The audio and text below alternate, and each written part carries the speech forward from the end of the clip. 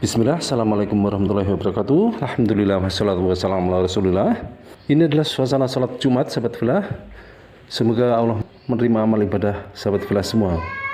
Masya Allah, yang disampaikan khotib kali ini, haramnya kita berbuat zalim kepada sesama manusia, sebagaimana disampaikan di dalam hadis Arba'in yang diriwayatkan oleh Abu Dzar Al-Ghifari radhiyallahu anhu di An-Nawawiyah nomor 24. Ini hadis yang sangat panjang dari Nabi SAW. Beliau meriwayatkan dari Allah Azza wa Jalla, sesungguhnya Allah telah berfirman, wahai hambaku, sesungguhnya aku mengharamkan kezaliman atas diriku, dan aku menjadikan kezaliman itu haram di antara kalian, maka jangan saling menzalimi. Wahai hambaku, kalian semua sesat kecuali orang yang telah kami beri petunjuk, maka hendaklah kalian minta petunjuk kepadaku, pasti aku memberinya.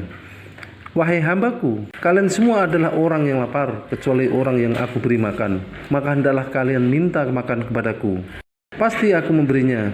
Wahai hambaku, kalian semua asalnya telanjang kecuali yang telah aku beri pakaian, maka hendaklah kalian minta pakaian kepadaku, pasti aku memberinya. Wahai hambaku, sesungguhnya kalian berbuat dosa pada waktu malam dan siang, dan aku mengampuni dosa-dosa itu semuanya, maka mintalah ampun kepadaku, pasti aku mengampuni kalian. Wahai hambaku, sesungguhnya kalian tidak akan dapat membinasakanku, dan kalian tidak akan dapat memberikan manfaat kepadaku. Wahai hambaku, kalau orang-orang terdahulu dan yang terakhir di antara kalian, sekalian manusia dan jin, mereka itu bertakwa seperti orang yang paling bertakwa di antara kalian, tidak akan menambah kekuasaanku sedikit pun. Jika orang-orang yang terdahulu dan yang terakhir di antara kalian, sekalian manusia dan jin, mereka itu berhati jahat seperti orang yang paling jahat di antara kalian, tidak akan mengurangi kekuasaanku sedikit pun juga.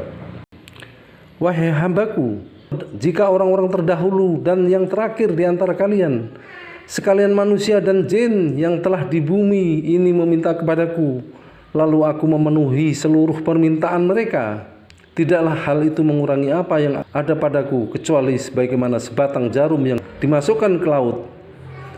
Wahai hambaku, sesungguhnya inilah amal perbuatan kalian, aku catat semuanya untuk kalian, kemudian kami akan membalasnya. Maka barang siapa yang mendapatkan kebaikan, hendaklah bersyukur kepada Allah, dan barang siapa mendapatkan selain dari itu, maka janganlah sekali-kali ia menyalahkan kecuali dirinya sendiri.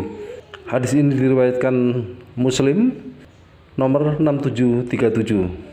Said berkata bahwa dulu ketika Abu Idris Al-Khwailani yang meriwayatkan hadis ini, jika dia membacakan hadis ini, dia langsung tersungkur untuk berlutut.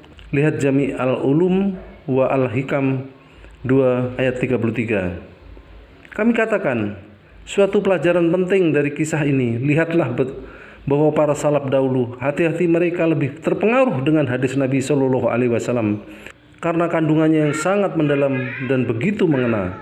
Mereka tidaklah terpengaruh dengan cerita-cerita bualan dan fiktif seperti kebiasaan orang saat ini. Orang-orang saat ini hanya bisa terpengaruh jika membaca novel yang menyedihkan atau drakor yang sebenarnya ditulis di atas dasar bualan. Dan inilah tipu daya iblis terhadap mereka. Ini membuat mereka menjauh dari Al-Quran dan Sunnah Nabi Shallallahu Alaihi Wasallam serta jalan hidup salaf atau generasi terbaik umat ini yang sebenarnya penuh dengan lautan ilmu, dan terdapat kisah-kisah pelajaran yang amat menyentuh hati. Tetapi saat ini banyak yang melalaikannya. Sebagaimana Allah dalam firman-Nya, maka apakah mereka tidak memperhatikan Al-Quran, ataukah hati mereka terkunci? Quran Surat Muhammad ayat 24. Jika Allah mengharamkan tidak zalim dalam hadis ini, Allah Ta'ala berfirman, wahai hambaku, sesungguhnya aku mengharamkan kezaliman atas diriku, dan aku menjadikan kezaliman itu haram di antara kalian, maka janganlah kalian saling menzalimi. Berikut ini adalah perkataan Syekh Abdul Muhsin dalam Fath Al-Qawi. Kezaliman adalah meletakkan sesuatu pada bukan tempatnya.